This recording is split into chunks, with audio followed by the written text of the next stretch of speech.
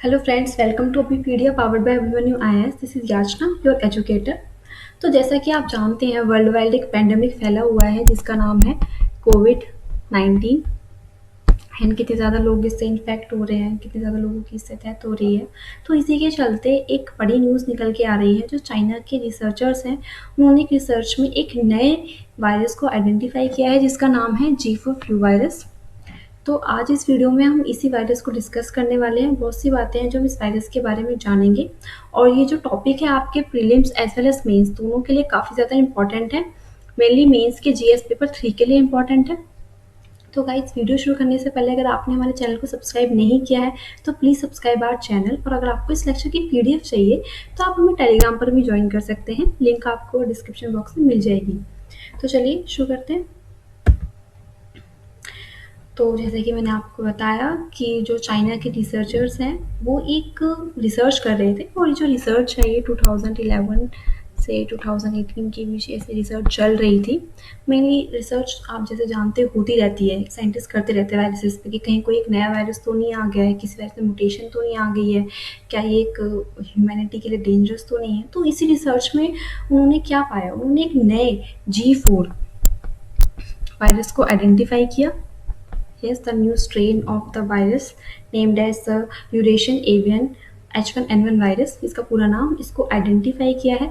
And ऐसा बोला जा रहा है जो ये G4 वायरस है ये कम्प्लीटली तो नहीं, बट हाँ कुछ कुछ सिमिलर है स्वाइन फ्लू वायरस से। जी हाँ, ये वही स्वाइन फ्लू है जो 2009 में एक महामारी की तरह वर्ल्ड वाइड फैला था, और इससे ऑलमोस्ट 30,000 लोग इन्फेक्ट हुए थे। तो अब जो ये नया वायरस आइडेंटिफाई हुआ है, तो साइंटिस्ट ऐसा क्लेम कर रहे हैं कि कुछ-कुछ जो इसके जीन्स हैं, बेसिकली जीन्स जो हैं वो सिमिलर हैं स्वाइन फ्लू से। तो हम इसी G4 वायरस के बारे में थोड़ा जानने की कोशिश करते हैं।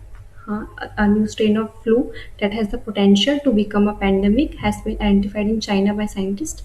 एक फ्लू है जो कि एक महामारी की तरह वर्ल्ड वाइड फैल सकता है, और ये जो मेनली है ये पिग्स को इन्फेक्ट कर रहा है, बट हो सकता है आगे चलकर ये ह्यूमंस को भी इन्फेक्ट करने लगे और उसका ह्यूमन टू ह्यूमन ट्रांसमिशन भी देखने को मिल जाए।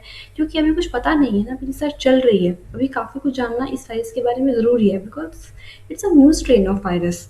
एंड जो रिसर्चर्स है वो काफ़ी ज़्यादा कंसर्न है कि कहीं ये जो वायरस है खुद को म्यूटेट ना कर ले, और जो इसका स्प्रेड है वो पर्सन टू पर्सन ना होने लगे। ऑब्वियसली जो वर्कर्स वहाँ काम कर रहे हैं, है ना, अगर वो इन्फेक्ट हो जाएंगे तो पिग से ये जो इन्फेक्शन है ये ह्यूमंस में ट्रांसमिट हो जाएगा, और हो सकता है इसमें म्यूटेशन आ जाए, आगे चल के ये इसका जो ट्रांसमिशन है वो ह्यूमन टू ह्यूमन भी देखने लगे, और ये ग्लोबली एक पैंडेमिक की तरह फैल जाए, है ना। तो इसलिए काफ़ी ज़्यादा इसको मॉनिटर करना ज़रूरी है ताकि इसको हम अभी रोक लें। और जैसे कि ये बिल्कुल नया है, तो अभी भी कुछ पता नहीं है कि लोगों के अंदर इससे लड़ने के लिए कोई इम्यूनिटी है भी या नहीं। अभी कुछ भी कहना थोड़ा मुश्किल है। And pandemic threat because it's a bad new strain of influenza. तो इन्फ्लुएंजा क्या है? Influenza basically is a family of virus. जैसे कि कोरोना वायरस है, उसकी भी एक फैमिली होती है जिसमें काफ़ी ज़्यादा सारे वायरस देखने को मिलते हैं। उस तरीके से इन्फ्लुएंज़ा भी एक फैमिली है जिसके अंदर आपको काफ़ी सारे जो है वायरसेस देखने को मिलते हैं। तो ये जो नया G4 वायरस है, बोला जा रहा है ये इन्फ्लुएंज़ा फैमिली से ही बिलॉन्ग करता है। जो हमें लास्ट पैंडेमिक देखने को मिला था, वो देखने को मिला था 2009 में, द स्वाइन फ्लू पैंडेमिक, ठीक है। और पर ये इतना ज़्यादा डेडली नहीं था, क्योंकि जो कुछ ओल्डर पीपल थे उनके अंदर इस वायरस को लड़ने के लिए इम्यूनिटी देखी गई थी। क्योंकि जो ये वायरस था, it has some similarity to other flu viruses that had circulated years before. और जो ये new flu strain virus G4 जो भी आया है, जिसे चाइना ने आइडेंटिफाई किया है, ये सिमिलर है 2009 के स्वाइन फ्लू से, but with some new changes. Completely similar नहीं है, उसके जीन्स कुछ कुछ सिमिलर देखने को मिल रहे हैं। मतलब कंप्लीटली आप नहीं कह सकते कि सिमिलर है, क्योंकि इसमें कुछ कुछ न्यू चेंजेस भी हैं। एंड जो साइंटिस्ट है वो ऐसा क्लेम कर रहे हैं, जो ये G4 का स्ट्रेन है ये जो हमारे ह्यूमन रिसेप्टर्स है उनसे बाइंड कर सकता है, जैसा कि हमें सार्स कोरोना वायरस 2 में देखने को मिला। ये वायरस भी जो ह्यूमन रिसेप्टर्स हैं ACE2 उनसे बाइंड कर जाता है, और हमारी जो सेल्स है उनको इन्फेक्ट करना शुरू कर देता है। इसलिए काफ़ी ज़्यादा डेंजरस भी है। अब हम बात करते हैं जो 2009 में स्वाइन फ्लू पेंडेमिक फैला था। ठीक है, डब्ल्यूएचओ ने एक आउटब्रेक डिक्लेयर किया था 2009 में about type A H1N1 influenza virus, और इससे 30,000 लोग वर्ल्ड वाइड अफेक्ट हुए थे। और ये जो इन्फ्लुएंजा वायरस है ये कॉमनली किस में सर्कुलेट हुआ था, स्वाइन्स में, इसलिए इनको स्वाइन इन्फ्लुएंजा वायरस या स्वाइन फ्लू वायरसेस भी बोला जाता है। और ये स्वाइन फ्लू ये क्या था, ये एक ऐसा वायरस था जिससे पिग्स इन्फेक्ट हुए थे। तो वाइल मतलब ऐसा, while humans typically do not get infected by such a virus that circulates among pig.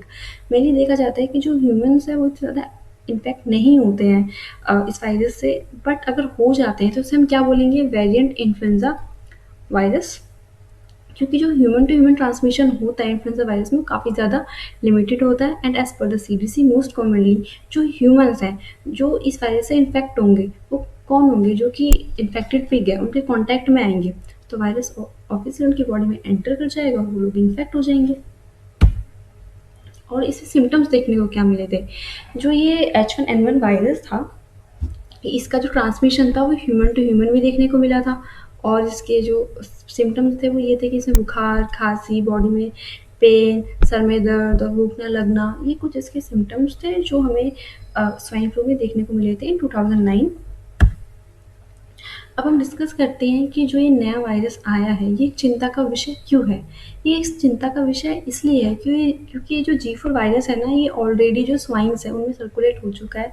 जी हाँ, जैसे मैंने आपको बताया जो चाइना के रिसर्चर्स रिसर्च कर रहे थे उन्होंने पाया कि जो पिग्स हैं उनके अंदर ऑलरेडी ये वायरस है। ठीक है, और ये भी बोला जा रहा है कि वो जो ह्यूमन रिसेप्टर्स हैं उनसे बाइंड कर सकते हैं, और जो ये वायरस है ये अटैच कर सकता है खुद को ह्यूमन सेल से और उसको अफेक्ट कर सकता है, डैमेज कर सकता है ना। और जो ये फेरेट्स हैं जिन पे मेनली टेस्टिंग की जा रही है, तो ये फेरेट्स क्या होते हैं, ये जो फेरेट्स हैं इनके ऊपर हम मेनली एक्सपेरिमेंट करते हैं, क्योंकि जो ये सिम्टम एक्सपीरियंस करते हैं ना ये कुछ कुछ जो हम ह्यूमंस सिम्टम्स एक्सपीरियंस करते हैं उससे सिमिलर होते हैं, लाइक फीवर, कफिंग, स्नीजिंग। तो इनको एज अ एक्सपेरिमेंट यूज़ किया जाता है।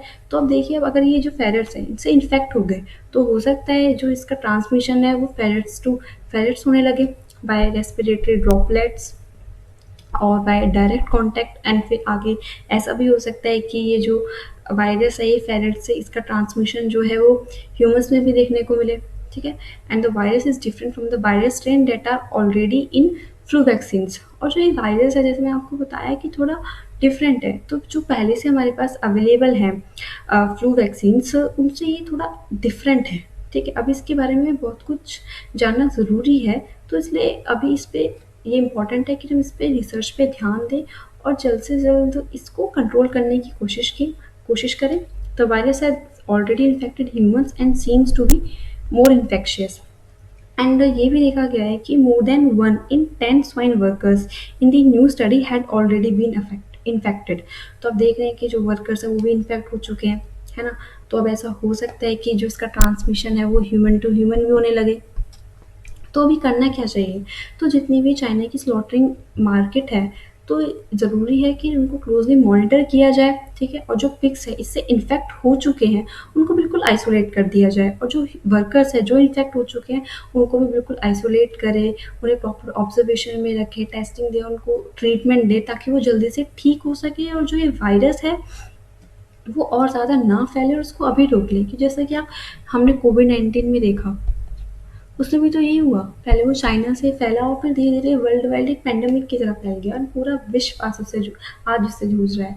तो अब हम ऐसा तो नहीं चाहते ना कि अब एक और नया पैंडेमिक आ जाए, इसलिए हमें इसको इग्नोर नहीं करना चाहिए बिल्कुल भी। साइंटिस्ट को इस पे प्रॉपर रिसर्च करनी चाहिए ताकि इसको क्लोज़ली मॉनिटर करें और इस पे ध्यान दें कि कैसे फैल रहा है, इसका ह्यूमन टू ह्यूमन ट्रांसमिशन है या ये सिर्फ़ एनिमल में ही फैल रहा है या फिर एनिमल से ह्यूमन ट्रांसमिशन है। तो काफ़ी कुछ है जो भी रिसर्च करना ज़रूरी है, तो इसको हमें बिल्कुल इग्नोर नहीं करना है, क्लोज़ली मॉनिटर करना है ताकि हम वक़्त रहते इसको रोक सकें।